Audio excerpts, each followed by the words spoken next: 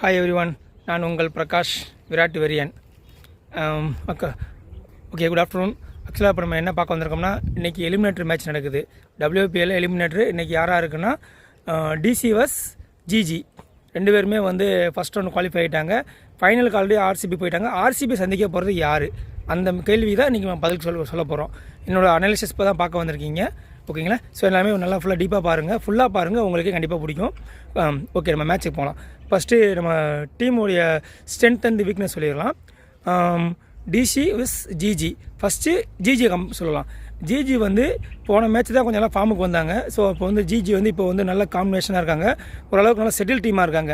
Already வந்து GGயில் வந்து நான் ஆல்ரெடி போன மேட்ச் சொல்லியிருந்தேன், போன மேட்ச் ஜெயிக்கிறதுக்கு வந்து ஆஸ்ட்ரேலியா கார்டன் வந்து ரொம்ப இம்பார்ட்டன்ட் இருந்தாங்க. அதுக்கு முந்தின வீடியோவில் நான் போட்டிருந்தேன், ஆஸ்ட்ரேலியா கார்டன் கேப்டன் இன்னிங்ஸ் ஆடினா மட்டும்தான் GG வந்து அடுத்த ரவுண்டுக்கு போக முடியும். ஸோ அதே மாதிரி GG வந்து உள்ளே போனதுக்கு மெயின் காரணம், போன மேட்ச் ஆஸ்ட்ரேலியா கார்டன் பவுலிங் நல்லா போட்டாங்க, பேட்டிங்கில் ஒரு 45 ரன்ஸ் கான்ட்ரிபியூட் பண்ணாங்க 28 பாலுக்கு. அதனால தான் நல்ல ஸ்கோர் போஸ்ட் பண்ண முடிஞ்சு. அதே மாதிரி அவங்களுக்கு வந்து மெயின் பிளேயர் வேறு யாருமே இல்லை, சோஃபி டிவைன் தான். அவங்க பேட்டிங்லேயும் கான்ட்ரிபியூட் பண்ணுறாங்க, பவுலிங்லேயும் போட்டு விக்கெட் எடுத்து கொடுத்துட்றாங்க, முக்கியமான விக்கெட் எடுத்து கொடுத்துட்றாங்க, மேட்சையும் சேவ் பண்ணி கொடுத்துட்றாங்க. அதெல்லாம் அவங்களோட மெயின் பிளேயராக இதாக இருக்காங்க. ஸோ ரேணுகா சிங் தாக்கூர் வந்து ஓப்பனிங் பவர் பிளே கொஞ்சம் நல்லா போடுறாங்க. அவங்களுக்கு மெயினாக அவங்களுக்கு அதுதான் வந்து இதாக இருக்குது. அதே மாதிரி நந்தினி சர்மா, யங் பிளேயர் நந்தினி சர்மா, அவங்க நல்லா விளாட்றாங்க. ஸோ அது எல்லாமே வந்து அவங்களுக்கு ஒரு பாசிட்டிவாக நடக்குது. ப்ளஸ் வந்து இப்போ நம்ம வந்து அவங்களோட ஸ்ட்ரென்த்து பார்த்தோம்னா பேட்டிங் தாங்க அவங்க ஸ்ட்ரென்த்து. அவங்க வந்து ஸ்பின் பவுலிங் தான் நல்லா ஸ்ட்ரென்த்துன்னு சொல்லி இப்போ அவங்க டீம் காம்பினேஷனை பிளான் பண்ணாங்க. ஸோ இப்போ வந்து பார்த்தோம்னா அவங்களோட ஸ்ட்ரென்த்து வந்து பேட்டிங் ஆகிப்போச்சு. GGயோட ஸ்ட்ரென்த்து வந்து பேட்டிங் தான். என்னை பொறுத்தவரைக்கும் வந்து GG நான் என்ன சொல்ல வரேன்னா, இப்போ எக்ஸாம்பிளுக்கு சொல்கிறேன், டாஸ் விழுகுது. இப்போ வந்து டாஸ் விழுகுது, GG டாஸுக்கு ஓகே ஆயிடுச்சுன்னா GGக்கு டாஸ் விழுந்துருச்சு. GG வந்து கேட்குறாங்க, உங்களுக்கு என்ன நீங்கள் எக்ஸ்பெக்ட் பண்ணீங்கன்னா, GG வந்து டாஸ் விழுந்தா பேட்டிங் தான் சூஸ் பண்ணுவாங்க. ஏன்னா அவங்க டிஃபெண்ட் பண்ணுறதுக்கு இன்ட்ரெஸ்ட்டாக இருக்காங்க. நம்மளால் லாஸ்ட் ஒரு 2-3 மேட்ச்சை டிஃபெண்ட் பண்ணியிருக்கோம், நம்மளால் டிஃபெண்ட் பண்ண முடியும்னு அவங்க திங்க் பண்ணுறாங்க. அது கண்டிப்பாக அவங்க அதை தான் பிளான் பண்ணுவாங்க. ஓகேங்களா? ஓகே, ஸோ இப்போ ஆப்போசிட் DC பார்க்கலாம். DC வந்து போன மேட்ச் வந்து ஈஸியாக ஜெயிக்க வேண்டிய மேட்ச் கொஞ்சம் ஸ்ட்ரகிள் பண்ணி ஜெயிச்சாங்க. ஜெமிமா வந்து கேப்டன் இன்னிங்ஸ் ஆடி கொஞ்சம் ஜெயிச்சாங்க. ஓகே, இருந்தாலும் ஸ்கோர் கம்மி, வின் பண்ணால் போதும்னு நிலைமைனால அவங்களுக்கு என்ன மேட்ச் வேணுமோ அதை கரெக்டாக விளாண்டாங்க.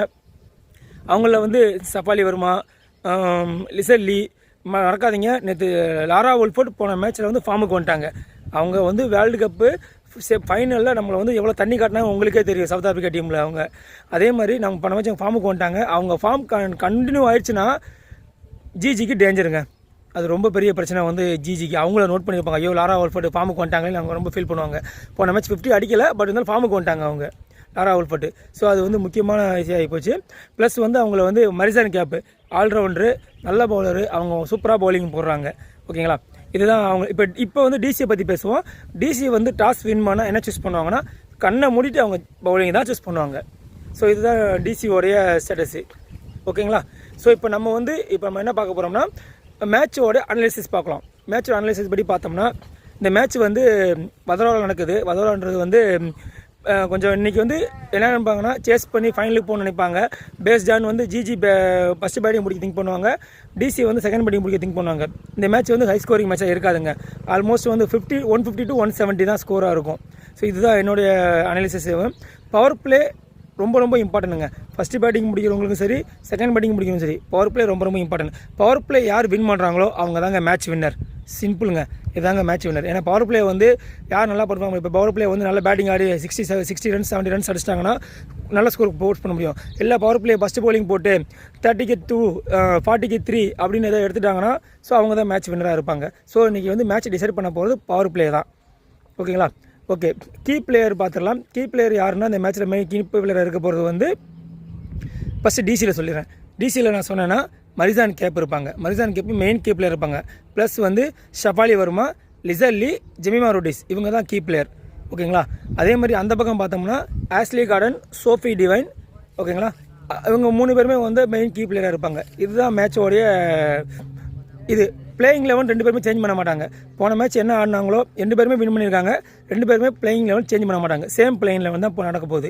ஸோ அதனால் வந்து இப்போ லேட்டரில் டியூ வரும், அதனால் சேசிங் முடிப்பான்னு சொல்லுவாங்க. ஆனால் வந்து 2 டீமுமே வந்து அவங்களோட ஸ்ட்ரென்த்துக்கு ஆடுறாங்க. DC வந்து அவங்க ஸ்ட்ரென்த்து பவுலிங்கு, GGயோட அவங்க ஸ்ட்ரென்த்து வந்து பேட்டிங்கு. ஸோ அவங்க ஸ்ட்ரென்த்துக்கு தான் ஆட போகிறாங்க. இதுதான் என்னோடய அனாலிசிஸு. வின்னிங் ப்ரொடக்ஷன் பார்த்தோம்னா டாஸ் போடட்டும், நான் வின்னிங் ப்ரெடிக்ஷன் சொல்கிறேன். பட் இப்போதைக்கு என்னோட அனாலிசிஸ் படி பார்த்தோம்னா 2 பேருக்குமே 50-50 சான்ஸ் இருக்குங்க. இவங்களுக்கு 50% சான்ஸ் இருக்குது, இவங்களுக்கும் 50% சான்ஸ் இருக்குது. பேஸ்ட் ஆன் அன்னைக்கு அந்த நிலைமைக்கு அந்த சுச்சுவேஷனுக்கு யார் பெஸ்ட்டாக பண்ணுறாங்களோ அவங்களுக்கு வின்னிங் சான்ஸ் அதிகம். ஓகேங்களா? இது இன்னொரு மெயினாக நான் சொல்ல விரும்புகிறேன். டிசி வந்து ஃபீல்டிங் கொஞ்சம் சொதப்புறாங்க. டிசி கொஞ்சம் ஃபீல்டிங் கொஞ்சம் ஸ்ட்ராங் பண்ணாங்கன்னா இன்னும் பெட்டராக இருக்கும். ஜிஜியை கம்பேர் பண்ணும்போது வந்து டிசி வந்து ஃபீல்டிங் கொஞ்சம் சொதப்புறாங்க.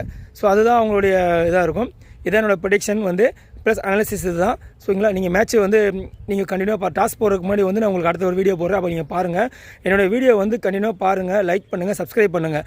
உங்களுக்கு ஏதாவது டவுட் இருந்தால் நீங்கள் கிரிக்கெட் லவர்ஸாக இருந்தீங்கன்னா கமெண்ட் பண்ணுங்கள், நான் உங்கள் கமெண்ட்டுக்கு ரிப்ளை பண்ணுறேன். Okay, thank you.